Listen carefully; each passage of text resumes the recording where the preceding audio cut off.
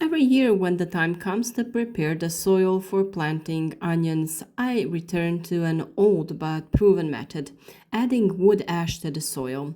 It may seem like a trifle, but this gray powder can be crucial for the health of onions, their strength, and resistance to disease.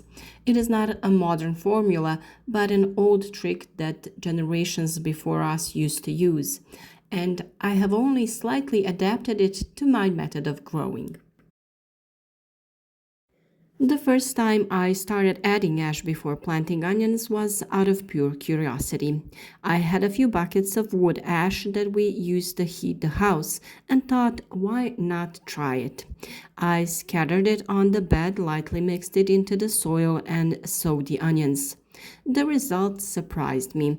The bulbs were larger, the skin was firmer, and the plants were more resistant.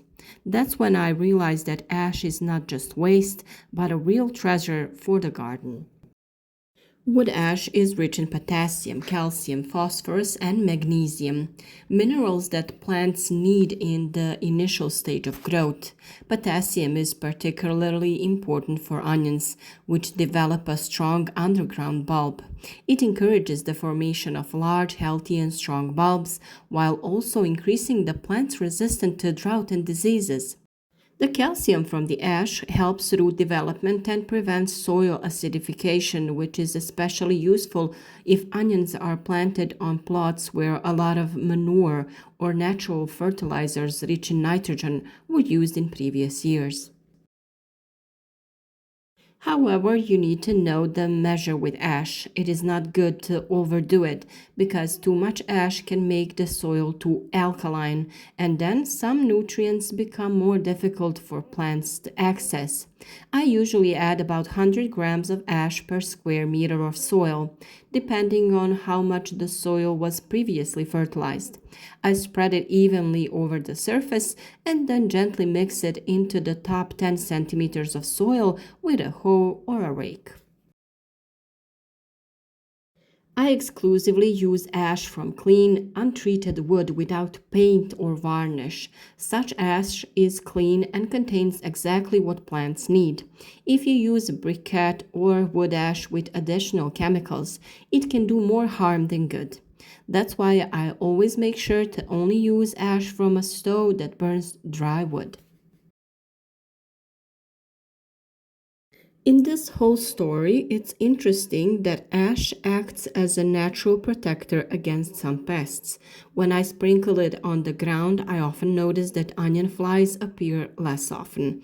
For this reason, I also use it in liquid form to spray onions in spring against onion flies. And snails don't like it either.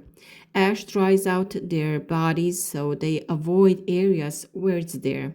In this way, ash helps me not only as a fertilizer but also as a natural repellent. In addition to enriching the soil, ash also improves its structure. On clay soils, it helps the soil become looser and more permeable, which is very important for onions. Onions don't like compacted and wet soil either. It has difficulty in breeding, the bulb develops more slowly, and it often rots. The ash fixes this so the soil becomes lighter and the water is distributed better. Another advantage of ash is that it neutralizes acidity. If the soil has a low pH, adding ash brings it back into balance. And onions prefer slightly alkaline soil with a pH between 6.5 and 7.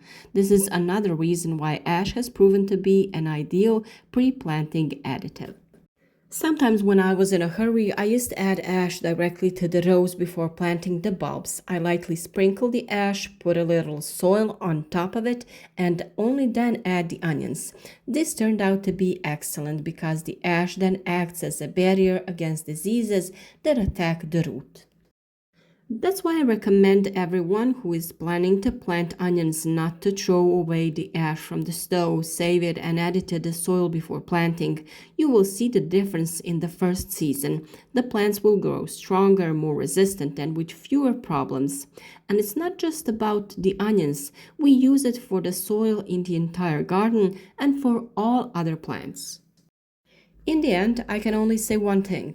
Ashes have become an indispensable part of my autumn and spring garden preparation. It connects tradition and nature in its simplest form, and it gives results that even the most expensive purchased fertilizers cannot always suppress. And every time I hold that gray dust in my hand, I remember that it contains the energy of wood, warmth, and life, and that it is precisely the thing that restores strength to the earth from which everything sprouts again.